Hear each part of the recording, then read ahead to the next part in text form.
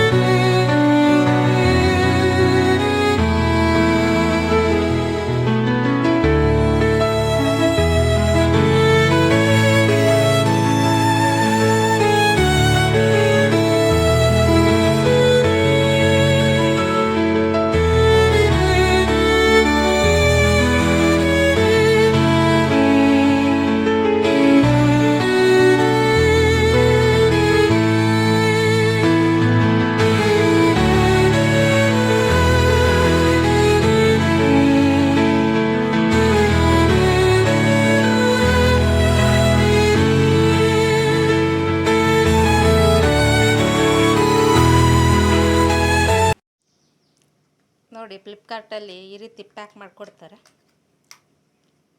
ಇದು ಏನಂತೀರ, ನೆನೆಸಿರುವಂತಹ ಬೇರು ತೆಗೆಸಿರ್ತಾರಲ್ಲ, ಇದಕ್ಕೆ ನಾವು ಬಗಡು ಅಂತೀವಿ, ನೀವೇನಂತೀರ ನಂಗೆ ಗೊತ್ತಿಲ್ಲ.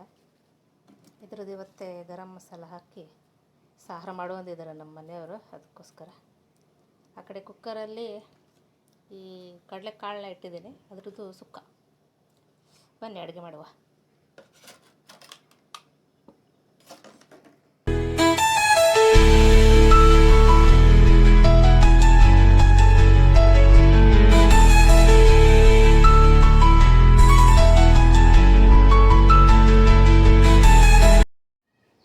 ಹಾಯ್ ಫ್ರೆಂಡ್ಸ್, ಸಾರಿ, ಇವತ್ತೇ ನಾನು ವಿಡಿಯೋ ಶೂಟ್ ಮಾಡಬೇಕಂತಿದ್ದೆ.